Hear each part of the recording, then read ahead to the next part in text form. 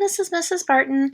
We're going to be talking about Chapter 13, Promotion of Safety. So this is going to be anywhere from how you're utilizing your body in the workplace, either lifting heavy things, uh, that could be a patient, that could be equipment, it could be anything. Also, we're going to be talking about safety hazards in a workplace for lab safety.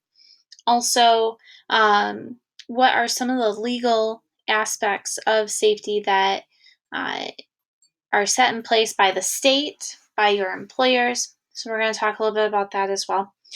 So the first video is going to be all about using your body properly, so proper body mechanics. And you'll need to be able to answer questions in regards to what is a proper body movement or not. That will give you more strength, more endurance, more stability, and also help you to avoid getting injured.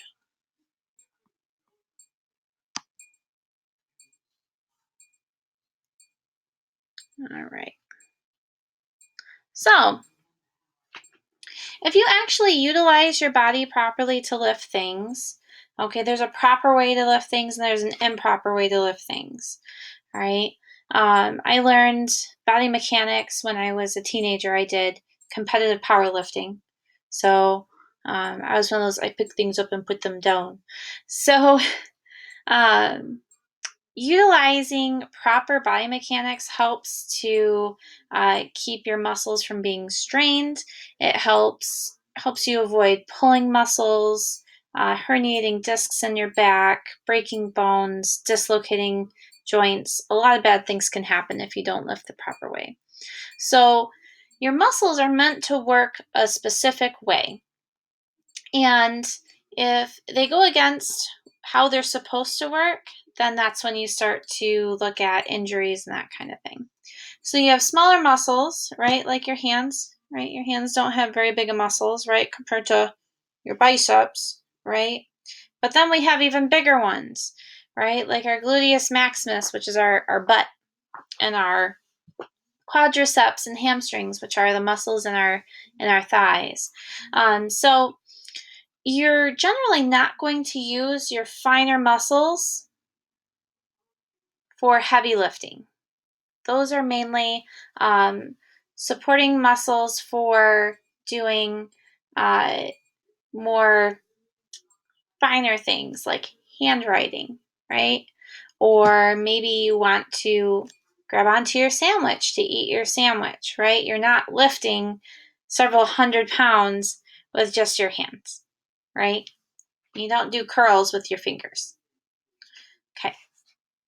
So if you're actually utilizing your muscles the way they should be used, it will actually make lifting a lot easier. So speaking from personal experience, I have a herniated disc in my back, and these aren't uncommon. A lot of people live with them every day, and it's something that's going to produce pain. It gets better, it gets worse. It never quite goes away throughout your entire life. So try to avoid this kind of injury if at all possible.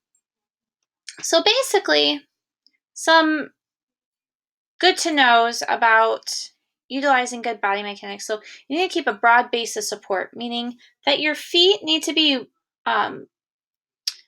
spread far apart enough to where you have a stable base of support. Okay.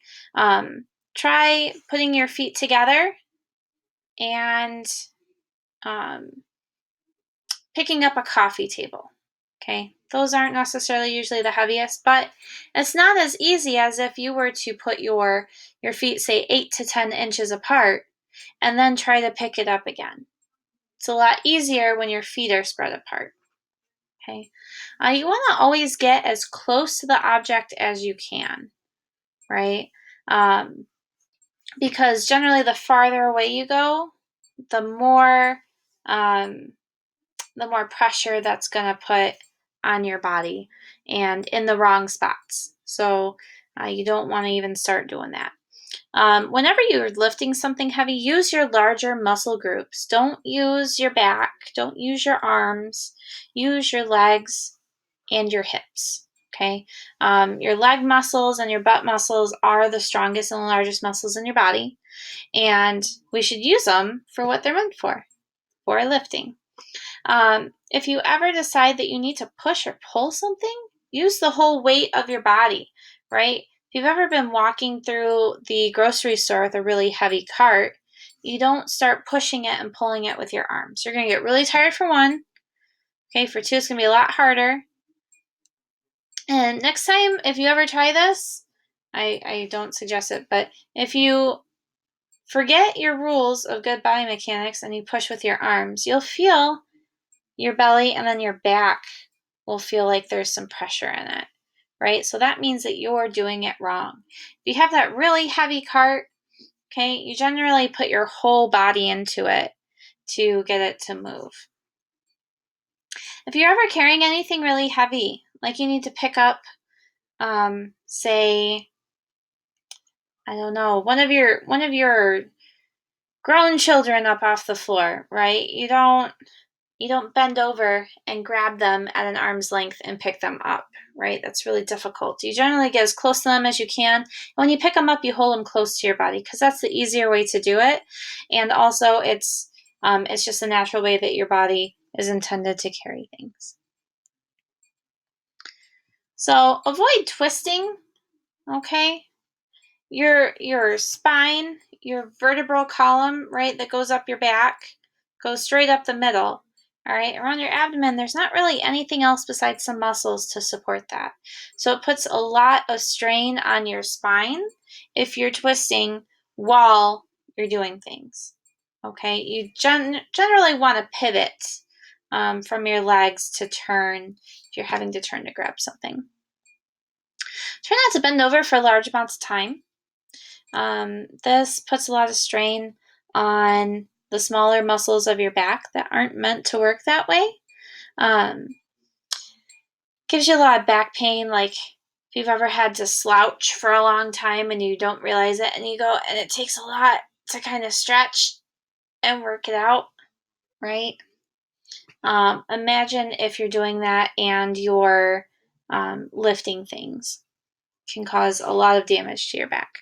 If you have a patient, right, generally a full human being, if they're unable to help themselves up, generally they're going to be a little bit too big to pick up on your own. So if any time you have a patient or something that is really too heavy for you by yourself, you need to get at least one other person. Okay, when I got into EMS, nobody ever told me I would have a 750-pound patient. I did multiple times. Okay. And my partner and I could never lift that on our own, right? Our stretcher is 100 pounds plus a 750-pound man, right? So that's like 850, 900 pounds of weight, which is very excessive. So what we would do is we would call for a lift assist and we would get 4 other people to come and help us. So then we would have 6 people lifting 850 or 900 pounds instead of 2 people, which would be ludicrous, right? It would be absolutely crazy. You can always use assistive equipment. So these are gadgets. These are equipment that are meant to make your life easier. If you've ever seen a mechanical lift like a Hoyer lift, this is where the patient lays on what kind of looks like a sheet with straps, with looped straps at all 4 corners, and then this Hoyer has hooks, and you hook it onto it, and then you pump a bar, and it lifts the patient up. Okay, so we'll talk more about this in class, but you're able to transfer a patient to and from a bed or a wheelchair with that very easily. You can do a gait belt. Gait means walk, okay? So a gait belt goes around the patient's waist, and say if you need to help them up, generally a lot of elderly people or people with frequent injuries have issues with their shoulders because people are using those to pick them up all the time. So you don't want to keep doing that and putting strain on an area that's not meant to have that much strain. So you can use a gait belt to help lift from the core of their body mass and help them to stand up easier. Okay, it gives you something to hang on to because human beings don't have built-in handles, right? And you don't just want to grab onto them anywhere necessarily. So if you have that gait belt that goes around their waist, you can grab a hold of that. Then there's wheelchairs. Okay, this is a pretty common thing. Allows us to push them around and pull them instead of dragging them in a chair, instead of having to carry them everywhere, right? It's not really practical. So we have wheelchairs so that we can have handicapped patients be able to get around much better. So sometimes you can utilize back supports. Some healthcare facilities will require their workers to wear these every single time. And this kind of looks like a lifting belt. It goes around your waist and it provides extra support for your back. Now, I will add a word of caution to these. We used to have lifting belts in powerlifting, and it gives you a false sense of security. And unfortunately, some people rely on the belt to take the brunt of the weight instead of actually utilizing their own muscles. So, a back support, when used, must be used absolutely appropriately. But generally, these will be used when you're lifting or moving your patients. And it needs to be the right size because if it's too big and it's too loose, it doesn't actually support you. And if it's too tight, you don't have the range of motion you need to be able to bend at the hips to squat to lift heavy weight. So these should be adjustable and can be tightened and loosened as needed. Okay, so before we move on to the next video, I do have a cute little video that I found that really highlights good, proper body mechanics.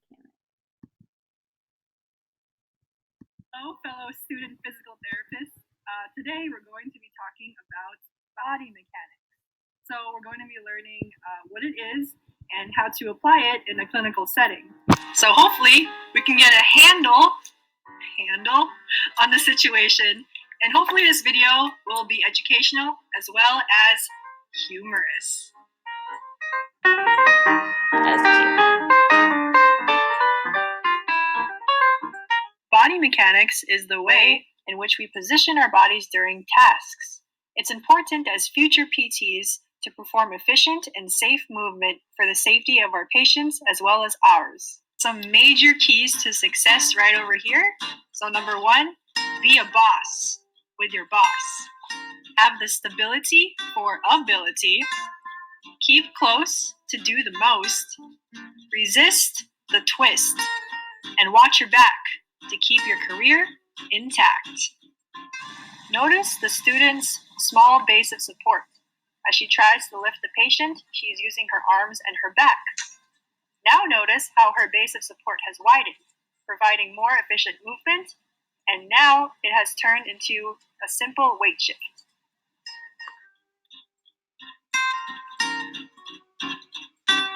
All truths. Notice the student PT not bending her knees. She finds that it is difficult to move the patient without her stability. Now notice how she bends at the hips and the knees, and now she finds that she is stable and she is able to move the patient safely and efficiently. So, if you're stable, you're able.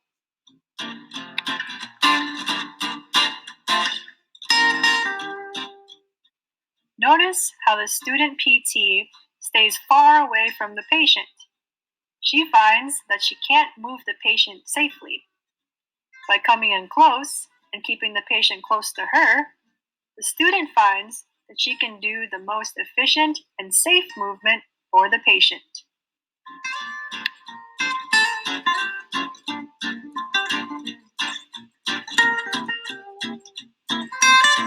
Notice how the student PT tries to twist to move the wheelchair closer. She finds that it hurts her back. In order to avoid twisting motions, it's important to plan ahead or to move the equipment in a safe and efficient manner. That way, the student PT is not hurt and the patient is safe as well. So remember to resist the twist.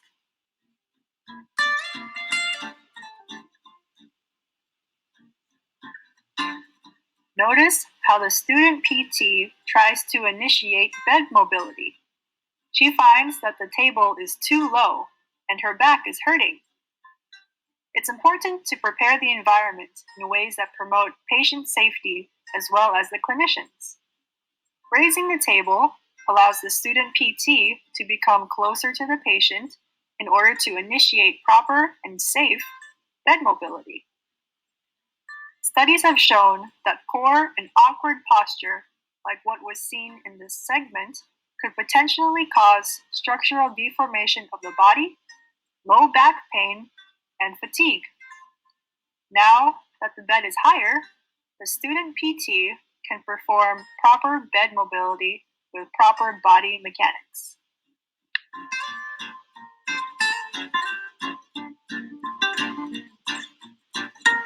All right, some additional information. It's important to plan ahead, know the load when possible, and clear a path for travel. It's very important for patient safety and for clinician efficiency.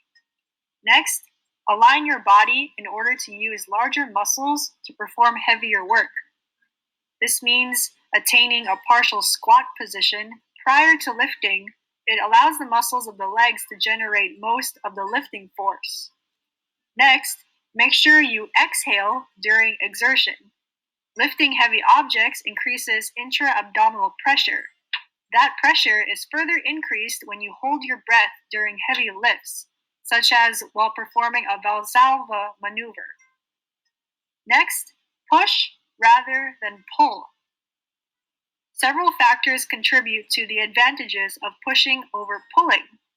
Pushing allows you to stand with a larger base of support and a lower center of mass, creating a more stable stance from which to generate movement. It also allows you to align yourself so that your larger muscles are doing most of the work. And lastly, get help if you need it. If a task is more challenging than you anticipated, it is the best course of action to get assistance. Remember, patient safety first. All right, student PTs, looks like the wait is over. Hope you had a All right, so that concludes our first video on chapter 15, so correct body mechanics. Now, you should be able to identify what are some basics for body mechanics. What is body mechanics? Why would you have to use correct body mechanics? Why would it be important for your feet to be 8 to 10 inches apart as opposed to completely together? Why should you bend from your hips and knees instead of from your back? Why is it important to get close to the object or person being moved? Okay. Why should you avoid twisting your body? So you need to be able to answer these questions in order to understand exactly what we're putting down for chapter 13. So I will see you in the next video.